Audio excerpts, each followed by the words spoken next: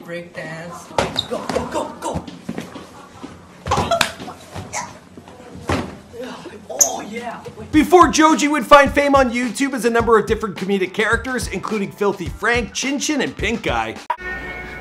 Hey, boss. Before Joji would reintroduce himself to the world as, well, himself actually in 2014 and end his comedy career 3 years later in 2017. You guys don't realize I'm just a college student. I'm 20 years old. Before Joji would drop his highly anticipated second studio album, Nectar, with singles like Daylight featuring Diplo, Gimme Love, and of course, Pretty Boy with Lil Yachty. The artist formerly known as Filthy Frank and nowadays better recognized as singer-songwriter Joji, well, he hasn't exactly had a career that you refer to as a straight trajectory. Now, he started off his career as a gross-out comic portraying characters that were decidedly nothing like his real-life self, but on YouTube, the kid was killing it with his channels TVFilthyFrank and DizastaMusic. And weeaboos go to Japan and be like, where are the subtitles? But Joji, he quickly grew tired of his comedic content and he decided to make a career change, focusing instead on making music, something that had always been a passion of his. In fact, he told Billboard, "I was always doing music on the side. I started both at the same time. I would still make music, but funny stuff. But now I get to do the stuff that I want to hear." In other words, the end of Filthy Frank's career is a far cry from the end of Joji's. And now he's finally creating the type of content that more fully articulates who he is as an artist. But hey, that doesn't mean it isn't going to be fun taking a look back at his past. You know what I mean? That's what we do here. What's going on, guys? It's your boy Michael McCredden back at it again with an updated look at the come up of Joji prior to fame. Here for you on a video we've titled Before They Were Gone, Filthy Frank. Now, I've taken a couple cracks at this guy's story before, including a Before They Were Famous on Filthy Frank, and in that I feel like I got a whole lot of information wrong. Now, we then did an After They Were Famous on Filthy Frank, and I think I landed in that one a little bit better. But today we're giving it an entire new update, and for this, I've actually got a super fan of Joji's by the name of TVFilthyFrank 2, and he's gonna be helping me out by telling this story. Well, funny seeing you here. What's the sitch? That's right, I'm hitting the bench, this guy's taking over, and that's what we do here. We like to collaborate with the community. All right, now let's roll that intro, and I'll see you guys at the end.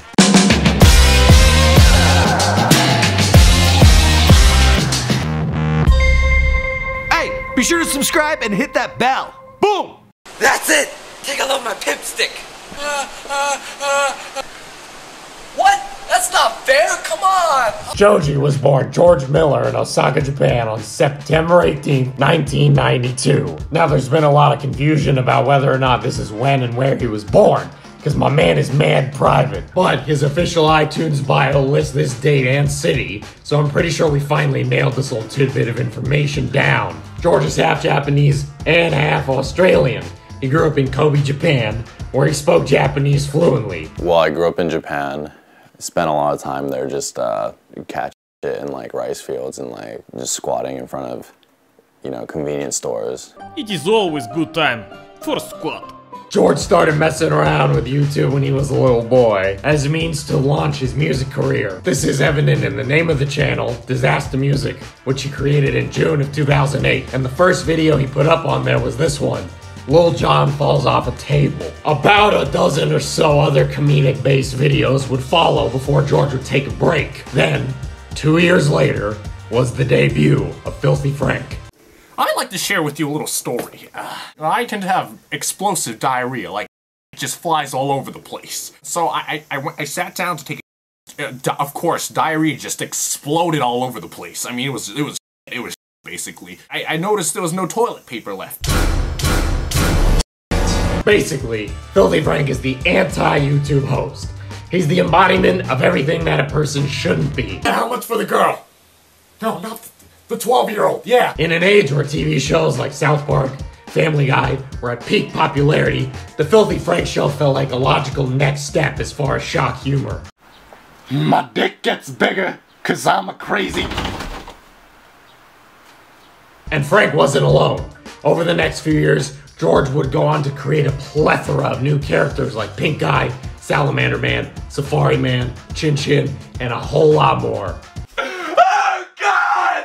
God! I'm 11! During this time in his life, George was actually still in high school. attending the Canadian Academy International School in Kobe, Japan. He would graduate from there in 2012. At the age of 18, George moved to New York, where he went to college.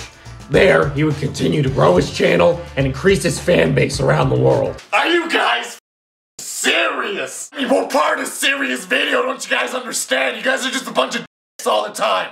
Come on, let's try again. In fact, it wasn't long after George moved stateside that he helped usher in one of the most popular memes of all time, the Harlem Shake, in February of 2013. In that same month, he would create TVFilthyFrank, which would eclipse DizastaMusic as George's primary content channel due to DizastaMusic getting a lot of strikes. Years and years and years of filth have been put into this channel, and it's beautiful. And thanks to all you pieces of look how far it's come. We've had this channel since middle school. That was a long time ago, and it means a lot to me. This channel, it really does. But it's time to move on. Just to a different channel. By 2017, TVFilthyFrank would have 4 million subscribers. And today, at the time of recording this, it has over 7 million. And he hasn't uploaded a video to that channel in more than 2 years. Oh, no! Oh, no! No, it's over. No! But the thing is, behind the obnoxious and abrasive character that he was creating was the soft-spoken college student named George Miller. In fact, as early as 2014, George started showing hints that he was growing tired of his on-screen personas, and that there might have been a disconnect between the content that he was creating and the content that he wanted to create. Welcome to jojivlogs. Do you want to see my life? He even tried introducing himself as Joji on DizastaMusic, with the intent to include more videos in which he would play a closer version to his actual self. But to be honest, with his fan base at the time, they just weren't having it. It was not gonna work. Because a lot of the stress came from the idea that you guys don't realize that I exist as well as a human. There's Frank, there's Pink Guy, there's Salamander Man. There are all these wonderful living here, but then there's me as well. And people not knowing that I existed and that it was just these guys really gave me a lot of stress. So George made a compromise. Since Pink Guy was already known as a singer, he got to work as a mixtape for that character, which dropped in 2014. A few years later, Joji followed that mixtape up with 2017's Pink Season, which was his first release to be on all streaming platforms like Spotify, iTunes. It was official. The album debuted at #2 on the iTunes charts and climbed to #70 on the Billboard 200. It made it all the way up to #9 on Billboard's R&B and hip-hop chart, beating the likes of Prince and The Weeknd. With this newfound success under his belt, Joji felt emboldened to do what he really wanted: retire the world of comedy and focus on his music.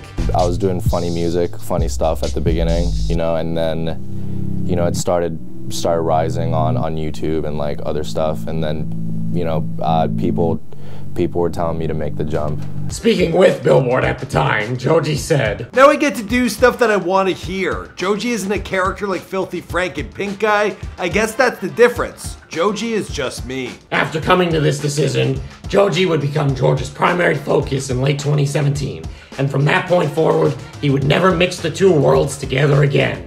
He told Billboard, "I like to let listeners learn to keep the two separate because I don't want a Pink Guy song with a bad message that I made like 4 years ago to be like, oh, that's Joji." When George is being pretty honest about it, he looks back at his YouTube days as pretty unrewarding. He didn't find the process of creating these videos or Pink Guy songs very challenging, and the only thing keeping him invested was the idea of raising the budget as high as he could. And that's not exactly a great way to earn a living in this day and age. Well, it's a little embarrassing. He says he doesn't regret anything, but he looks back at his Filthy Frank days as more of a transition from George to Joji. He tells Billboard, "Now I feel as if it was a rebirth and I get to start fresh and I get to leave this bad stuff behind." To help assist with his public transformation, Joji signed to 88 Rising, a label that looks to help expose Asian artists to Western audiences.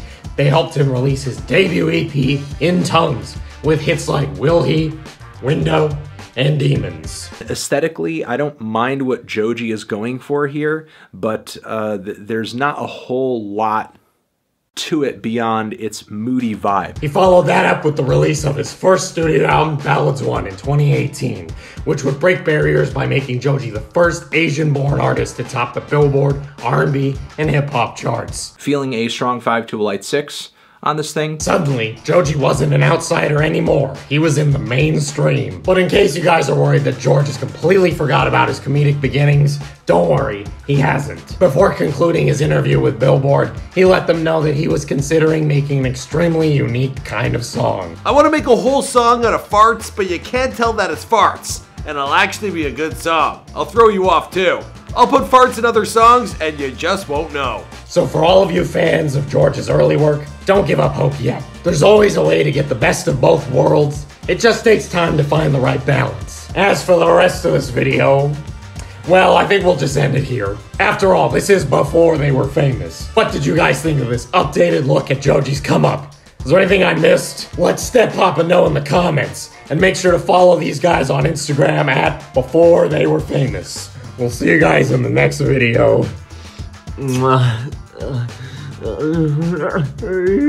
Alright guys, I hope you enjoyed that video. Now we drop a new video each and every day, so here's a recent drop that you might enjoy. We handpicked that one for you because if you like this video, you'll probably like that. We also got playlists like over here, so click on that if you want to see a whole list of a bunch of videos we've dropped in the past. And if you're new to the Fame Gang, be sure to subscribe and turn on them post notifications, and I'll see you guys in another video.